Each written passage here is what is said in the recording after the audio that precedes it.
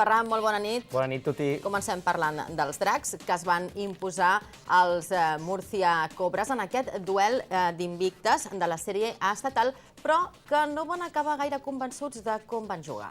Exacte, s'enfrontaven els dos equips que havien guanyat fins ara tots els partits, 2 victòries cadascun, i el partit va començar molt bé pels dracs, perquè realment van anotar al principi, ja veus, amb 26-0 es va arribar al principi de la segona part. O sigui, 20-0 la primera part, el primer touchdown va ser dels dracs, aquesta és la resposta, l'única anotació que van fer els pioners amb l'extra point, i a partir d'aquí es va acabar el partit, perquè si els dracs havien començat tan bé amb aquest 20-0 a la primera part, 26-0 just començar la segona, tot i rebre aquesta anotació, més que per rebre l'anotació, Tuti, és que simplement ja no es va moure el marcador. Realment, les defenses van passar a ser protagonistes, van aturar tant una com l'altra els Cobres, els dracs, i els dracs els Cobres, i això va deixar aquest resultat de 26-7 final. Tot i així, els dracs, per tant, es queden líders en solitari, amb 3 victòries, els segueixen els Cobres, i l'entrenador, el Òscar Calatayud, era un dels primers que deia que l'equip no havia estat bé, que encara li falta molt per estar al 100%.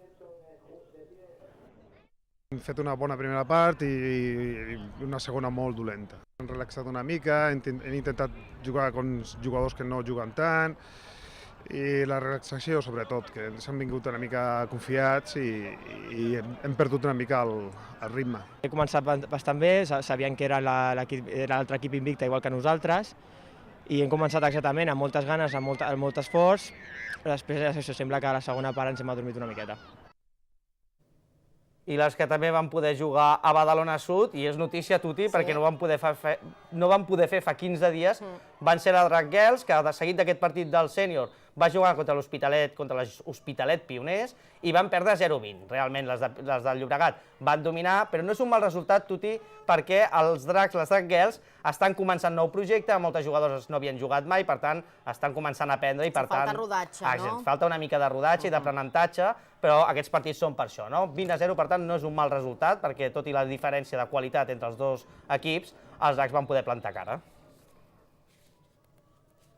I ahir va tenir lloc la tradicional marxa atlètica, que em deies, Ferran, que és una de les poques que queden a Catalunya. Queden poques a Catalunya, fa anys que ho diem, això fa que sigui puntuable pel Campionat de Catalunya de marxes atlètiques, centenars de persones que es van presentar en aquesta 26a edició, ja, Tuti, Déu-n'hi-do, 26a edició d'aquesta... I que en siguin moltes més, que esperem que tampoc desapareixi aquesta. De moment sembla que és de les poques que ho poden dir, que arriben a aquestes edicions. Tretzè memorial Paco Àguila, també recordar el mític atleta de Badalona, també ho recorda aquesta marxa. Com dèiem, centenars de participants de totes les categories, des dels veterans als més petitons, i satisfacció entre els participants per la marxa, perquè existeix i perquè encara es pot fer aquí a Badalona.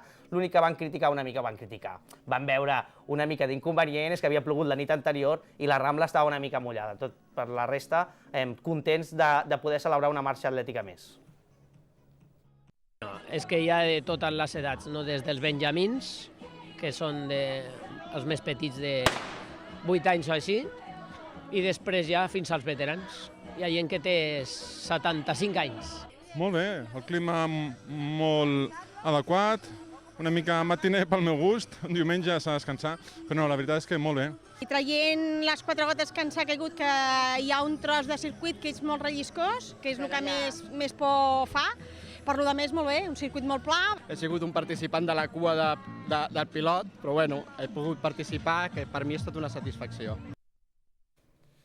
I també aquest cap de setmana per al poliesportiu de Casagemes, empat entre l'Iris Badalona i el Riudellots, segon contra tercer, empat a 6, per tant, això deixa la classificació més o menys igual. L'alcalde s'escapa una mica, Tuti, que ja portem setmanes dient-ho, està a bastants punts, però els badalonins, que es mantenen segons, i que, a més, mantenen la distància amb aquest Riudellots, que és tercer. De moment, no és un gran resultat, però almenys bo, perquè van anar per davant en el marcador tota l'estona els badalonins, fins i tot el 5-6 el va marcar el Riudellots, o sigui que haguéssim pogut perdre aquest partit, per tant, donem per bo aquest empat a 6 que veiem que es va fraguar al final del partit.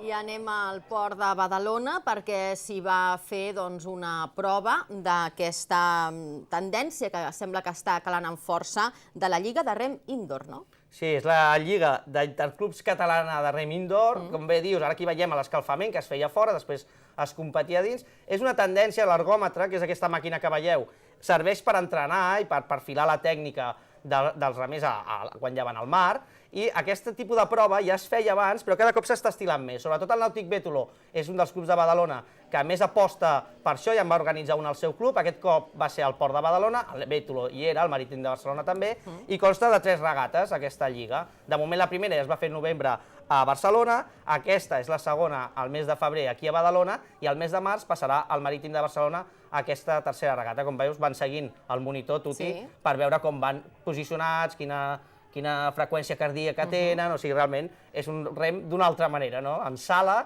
i amb tot ben medit i que es pot controlar, tot i així molt competitiu, també. Molt bé.